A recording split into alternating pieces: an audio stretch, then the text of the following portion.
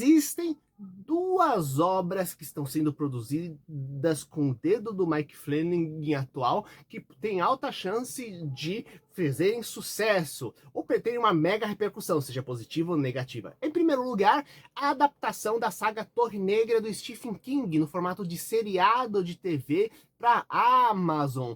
E não é uma continuação do filme que saiu no cinema alguns anos atrás, mas sim uma nova adaptação a partir do mesmo material, né? E a outra coisa é justamente um novo filme do Exorcista. Pois é, a Blumhouse comprou os direitos do Exorcista e tá precisando fazer muito lucro para pagar as contas, já que o primeiro filme foi um fracasso de bilheteria, né? Apesar de outros filmes de outros materiais que eles licenciaram terem feito sucesso, né? Então, justamente pegaram o Mike Flanagan, que tem a mega experiência com obras de terror, para pegar e fazer essa nova obra baseada justamente na franquia clássica. E aqui eu quero comentar para vocês sobre a pentalogia de séries que não fazem parte do mesmo universo, mas que tem um clima similar, trabalhando com alguns temas bem próximos, só que de formas completamente distintas, que o Mike Flanagan pegou e fez lá na Netflix. Eu sou o Luiz, bem-vindo aos Suas Aventuras, e você está no seu Sexta-feira Sinistra. Primeiramente, o Mike Flanagan, ele não era um cara cru, diga-se de passagem, do mundo de filmes e obras de terror. Ele tem duas adaptações bem interessantes do Stephen King que ele fez antes de pegar e entrar no universo cinematográfico, melhor, universo de seriados da Netflix. O primeiro é o Doutor Sono, que é a adaptação do livro que é a continuação do Iluminado, sim, obra do Stephen King, sendo que em Doutor Sono nós temos justamente o protagonista do filme, primeiro filme, não o mesmo ator, né? Mas a ideia é que a criança sobrevivente do filme do Iluminado, ela cresceu, tá adulta agora, tá com sérios problemas depressivos, e o que acontece é que ele encontra uma sociedade secreta que caça crianças que, como ele no passado, tinham um dom forte de vidência. É um filme legal. E o segundo filme é O Jogo Perigoso. Esse feito diretamente para Netflix, eu acho que foi que quando deu aquela amarrada legal no relacionamento entre a empresa e o diretor, onde nós temos nada de sobrenatural, porém a coisa acontecendo diretamente na mente justamente da protagonista, onde o que acontece? Ela pega, tá presa na cama para uns joguinhos eróticos com o marido, só que o marido infarta e ela tá presa lá na cama. E essa é toda a situação tensa, sem comida, sem bebida, e com essa tragédia tendo acontecido, sem contar outros fatores adicionais, acaba desencadeando nela uma série de alucinações e de lembranças de um monte de tragédia que aconteceu no passado, né? De até onde aquilo não seria um pouco o cúmulo de várias coisas que aconteceram. Então ela tem que entrar em paz junto com os próprios fantasmas interiores dela, ao mesmo tempo que tem que pensar em dar um jeito de como ela sair daí, senão ela simplesmente vai morrer de desnutrição. Então, é um filme bem tenso, mas eu gosto muito como ele trabalha a questão do psicológico da protagonista e como ela usa muito essa ideia dos fantasmas e aparições não serem fantasmas, serem partes do mesmo da mente dela e personificações das tragédias pessoais e de como ela via as pessoas que eram associadas com ela, né? Então, isso aparece muito justamente como é trabalhado os fantasmas dentro da obra e do sobrenatural, como é trabalhado justamente nas séries da Netflix do Flanagan, pelo menos na minha opinião. Então, vamos começar com a primeira delas, que é justamente A Residência Rio, de 2018, série que ficou extremamente famosa, onde tínhamos justamente uma família que morava numa casa mal assombrada, devido a uma tragédia, a família sai de lá e se desune, e acaba retornando para cá, para aquela casa devido a uma série de acontecimentos horríveis que vão se desencadeando. Em primeiro lugar, ela é baseada num livro, como eu disse, baseada, ela não é uma adaptação de um livro. O Mike Flanagan, ele pega e se inspira muitas vezes em livros, comprando direitos autorais, quando eles não são direitos autorais que já estão, que não está em domínio público, o livro, né? Isso é para se inspirar e criar suas histórias próprias, né? Tanto que os nomes não são copy, os nomes normalmente não dos primeiros primeiros materiais, né, não são nem cópias diretas dos nomes dos livros, né? Tanto que no livro A Casa da Colina, originalmente não é uma família, são pessoas diferentes que se encontram naquela casa mal assombrada. E o fato de quando você cria uma dinâmica familiar, quando você faz com que todo mundo seja de uma mesma família, você já faz com que a criação de histórias completamente novas e distintas, já que você está associando com gente que desde o berço está associado, estruturada com outras pessoas, sabe? E é bem interessante que aqui, na minha opinião, a proposta é como eles trabalham o luto, porque a ideia básica é que cada membro dessa família gigante tem sua visão pessoal e sua forma como trabalhar a perda e a tragédia na sua vida, lembrando que cada um teve uma tragédia bem semelhante, afinal é com a mesma pessoa, a mãe da família, né? E ao mesmo tempo tem uma coisa bem interessante, onde a gente tem justamente os fantasmas da história, só que você nunca sabe quando são alucinações ou reflexões ou reflexos da imaginação dos pensamentos da pessoa, ou quando são fantasmas mesmo. Então existe esse exercício de raciocínio ao longo de toda a série, inclusive para você reassistir a série e descobrir fantasmas que estavam escondidos, o que era fantasma, o que não era fantasma, como tudo se encadeia, algumas vezes até mesmo até onde não faz diferença, né? Ou até mesmo onde certos fantasmas não deixam de ser personifica o próprio certos espectros assumindo formas temorosas geradas pela própria imaginação das pessoas. A gente pode pensar isso em alguns pontos, sabe? Então, acaba sendo uma série muito sobre como você lá trata o luto e os seus fantasmas do passado, de forma metafórica e literal, sabe? E como cada um adota posturas completamente diferentes, algumas construtivas, algumas extremamente destrutivas, para pegar e lidar com isso. Então, é uma série de reflexões sobre como você trata a sua perda e o seu luto.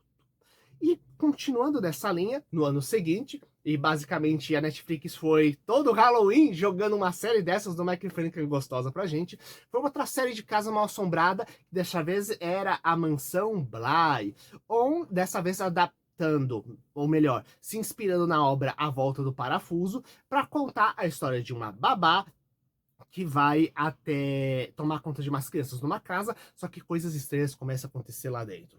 Eu acho bem interessante, porque em ambos os casos a gente tem o conceito de narrador não confiável, isto é, você não pode confiar plenamente no que está acontecendo na tela, porque como eu falei, as próprias coisas você não sabe o que é imaginação ou não da pessoa interferindo naquele ambiente, tanto a questão dos fantasmas como interferindo no ambiente, no que está acontecendo, já que você tem várias versões da história e pedaços da história que você conhece de um e que você não conhece do outro, e você não sabe o que a mente da pessoa simplesmente completou algumas lacunas ou aquilo aconteceu de verdade, sabe?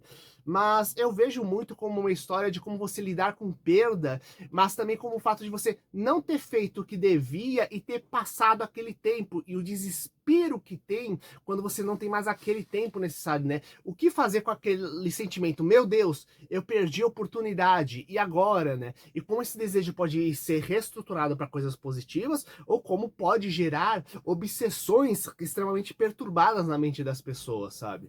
Assim, é muito bacana à medida que a gente tem ainda essa questão de múltiplos personagens, como não tendo exatamente tanto um protagonista próprio, porque mesmo sendo a babá a protagonista, você não é ela que conta história, e a gente tem história pessoal muito boa de cada um dos personagens, né? Inclusive, a gente tem, nos dois casos, tramas completamente distintas de como a casa virou uma casa mal assombrada. E isso tudo nos dá a deixa para a próxima obra, que é a Missa da Meia-Noite, que não temos uma casa mal assombrada, nós temos, na verdade, uma ilha inteira, toda uma comunidade, sendo que o nosso primeiro fio de condutor é um cara que acabou de sair da cadeia e tá voltando para a família dele justamente nessa ilha, só que junto com ele tá vindo, não exatamente, mas do tipo em paralelo acontecendo também, a chegada de um novo padre para essa ilha que começa a operar milagres. Só que junto com os milagres que estão acontecendo, começa a acontecer acontecimentos macabros também. E é legal porque justamente a gente vai conhecendo a rotina de cada um da ilha, e a questão não é simplesmente com a morte, com o luto, mas a questão da sua relação com a fé. Já que, diga-se passagem, a fé também lida diretamente com essa questão de como lidamos com o luto, com a perda e com as coisas que vão acontecer mais pra frente, sabe? E a gente tem uma entidade sobrenatural que é revelada a partir da metade da série, nas passagens, tá vendo um dos temas mais profundos, porque ele lida como cada um trabalha com a religiosidade das pessoas, tanto que se não tivesse o sobrenatural, e eu digo isso para todas essas séries, se não houvesse o componente sobrenatural, a gente teria a história durando apenas uns 3 ou 4 capítulos, mas seria assim quase um filme, um drama extremamente intenso e bem trabalhado, diga-se de passagem, sabe? O sobrenatural não é apenas um extra, é uma simbologia muito maior. Por exemplo, se em um sobrenatural é a personificação do luto, o outro sobre a questão da perda do tempo, o terceiro aqui é sobre a personificação do fanatismo religioso, como temos a tendência a transformar líderes em deuses, onde substituímos a própria divindade, nossa relação com a divindade, pela relação com o sacerdote, e como isso algumas vezes transforma ele em... A gente começa a ver ele como uma própria divindade, e como esse culto ao redor do sacerdote, mesmo ele sendo bonzinho, ele pode pegar e corromper a mente do cara. E, na minha opinião, isso não é questão simplesmente de sacerdote. Qualquer tipo de liderança, quando você começa a pegar e enaltecer demais, nós como seres humanos temos tendência a nossa mente não funcionar muito bem, sabe? Então, nós projetamos um monte de coisa em lideranças, em coisas que a gente gosta, e aquilo começa a torcer. E diga-se de passagem, nosso ego é frágil, é tranquilo. Se você pegar, tenho certeza, é só você ver, inclusive, um monte de youtuber, diga-se de passagem, quando começa a crescer, todos têm suas dificuldades de lidar com o crescimento, no sentido de manter a mente no lugar, sem começar a fazer umas coisas meio perturbadas para se manter em alta, diga-se de passagem, sabe? Mesmo assim, eu tenho certeza que se eu pegasse, de repente, do dia pra noite, fosse 100 mil seguidores, eu teria que tomar muito cuidado para eu não pegar e começar a espirocar, inclusive começando a falar um monte de coisa sensacionalista só para chamar atenção, criando doutrinas bizarras aqui no meio, sabe? Então é bem interessante, inclusive, como essa força sobrenatural nem chega a ser exatamente o vilão principal, mas ela é uma coisa que podia ser 10 vezes menos nociva, ainda sendo perigosa, seria muito mais fácil de lidar se não houvesse certos membros lá dentro da história que devido ao fanatismo religioso, começam a pegar e fazer essa coisa crescer. E é muito o conceito de como a religiosidade extremada é usada como uma máscara pelo desejo de liderança, de comando e de controle, e que isso acontece justamente pela pessoa tentar disfarçar o desejo de ganância, controle sobre as outras, dizendo, não é a minha vontade, é a vontade de Deus, é a da Bíblia que está escrito, sabe? E metade das vezes nem tem aquilo escrito daquele jeito, diga-se de passagem, sabe? Então, é bem interessante como essa máscara religiosa que é vestida por certas lideranças. Não dizendo que lideranças religiosas são ruins, pelo contrário, nos filme, inclusive, dá vontade de dar um abraço no padre, ele é um fofo. Na verdade, é justamente o fanatismo religioso de outras pessoas que começam a pegar e distorcer várias coisas que tem lá dentro, causando justamente o caos, na verdade, sabe? E como essa ingenuidade vira um meio de você pegar e manipular as pessoas. Assim, é uma série que eu acho deliciosa de assistir, com sérias reflexões importantes sobre isso, né? De como religiosidade pode ser uma coisa boa, mas devidamente controlada, sabe? Então, prosseguindo dentro dessa linha dos filmes do Mike Flanagan, o próximo acaba sendo uma coisa que a gente poderia achar que é mais leve, porque é com adolescentes, só que não exatamente. Porque em o Clube da Meia-Noite, nós recebemos justamente como personagens adolescentes que têm doenças terminais. Uma coisa importante, inclusive, é como a história se passa nos anos 90, tem várias coisas lá que a gente já tem tratamento hoje em dia, o que é uma coisa maravilhosa. Gente, câncer não é sentença de morte. Muita coisa, quando você começa no início o tratamento, você já ajuda, assim, a maioria das coisas você cura e só precisa de um acompanhamento adequado, apesar de ser um tratamento meio pesado. Então, inclusive, aqui fica a minha dica como médico, que é qualquer problema que você tenha de pele, dor, febre, algum problema em um órgão, seja alguma secreção do corpo que está alterada, que dure mais de 3 semanas, procura urgentemente ajuda médica, porque o corpo não sara sozinho. A primeira semana o corpo ele entra em estado geral para tentar resolver aquilo, a segunda semana ele tenta pegar, destruir, reestruturar aquilo, e a terceira ele tenta pegar e justamente entrar no processo de regeneração. Se aquilo que você tem não muda e só vai tá igual, só vai piorando nesse tempo, ou o mesmo problema tá igual, uma ronquidão, por exemplo, que dura 3 semanas, gente, passou das 3 semanas, procura urgente o médico, porque o corpo não vai curar sozinho aquilo, seja ele câncer, seja qualquer outra coisa. É uma coisa que precisa realmente de uma intervenção externa, porque o corpo não vai resolver aquilo, sabe? Isso é fundamental. Então, deixando os avisos médicos do lado, né? Retornando, a ideia básica é que temos uma casa, uma grande mansão, que é utilizada como abrigo para adolescentes que têm doenças terminais. Então, a gente tem muito o conceito, não é simplesmente o conceito do luto ou da perda, ou o conceito da questão religiosa. É tudo isso mesclado ao conceito de você mesmo, tipo, o luto de si mesmo, a perda de si mesmo, o processo de autodestruição natural, ou não ter natural assim, você pegando e tendo que lidar com ele. O que você faz ciente da sua própria mortalidade e não apenas da mortalidade das outras pessoas, sabe? E o que acontece é que esse grupo de adolescentes, eles se reúne periodicamente nesse clubinho da meia-noite para contar histórias de terror, para pegar, para já passar o tempo e se divertir. E o bacana é que com isso a gente tem a história principal envolvendo meio que os dramas pessoais de cada um, e a ideia de um mistério envolvendo uma sociedade secreta que foi responsável pela construção daquela mansão. Então você tem todos os enigmas envolvendo aquilo, quanto à ideia de que cada personagem vai contando a sua historinha, algumas vezes pega um capítulo inteiro, algumas vezes começa em um capítulo, pula um capítulo, vai pro outro. A gente tá falando, é adolescente contando a história. Então, a gente tem cada um dos personagens criando a sua história baseada no que gosta de terror. E então, a gente tem a história principal, essas várias pequenas historinhas que são bacanas, mas o interessante é, nessa aí você vê como é o gosto pessoal, a visão do mundo que ela tem e a visão que ela tem de si mesma sendo exposto dentro daquela história. Então, você vai traçando paralelo. Então, tá acontecendo na mansão e o que tá acontecendo também naquela história, o que é bem bacana. A gente tem vários gêneros, terror, slasher, ficção científica, sabe? Tudo bem interessante. Então ajuda a sair um pouco do padrão.